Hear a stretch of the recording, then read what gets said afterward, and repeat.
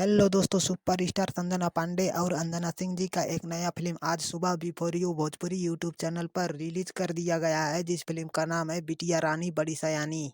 और दोस्तों, आप सबको बता दें कि before you Bhojpuri YouTube channel पर जाके सारे भोजपुरी दर्शक लोग इस फिल्म को भर भर के प्यार दे रहे हैं दोस्तों। और दोस्तों, इस फिल्म को भर भर के प्यार मिलना तो बनता ही है दोस्तों, क्योंकि इस फिल्म के प्रोड्यूसर संदीप सिंह और नीलाभ तिवारी जी ने इतना दमदार फिल्म जो बनाया है दोस्तों।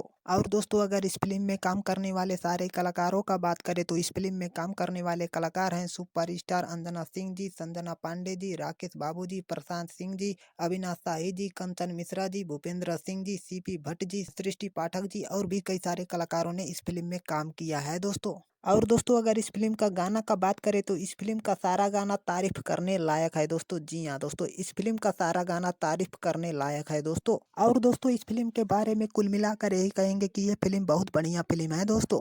तो चलिए दोस्तों, इस वीडियो को यहीं पर ख़त्म करते हैं दोस्तों। अगर ये वीडियो हमारा आप सबको अच्छा लगा हो तो लाइक, कमेंट और सब्सक्राइब जरूर करिएगा दोस्तों। चलिए, धन्यवाद दोस्तों।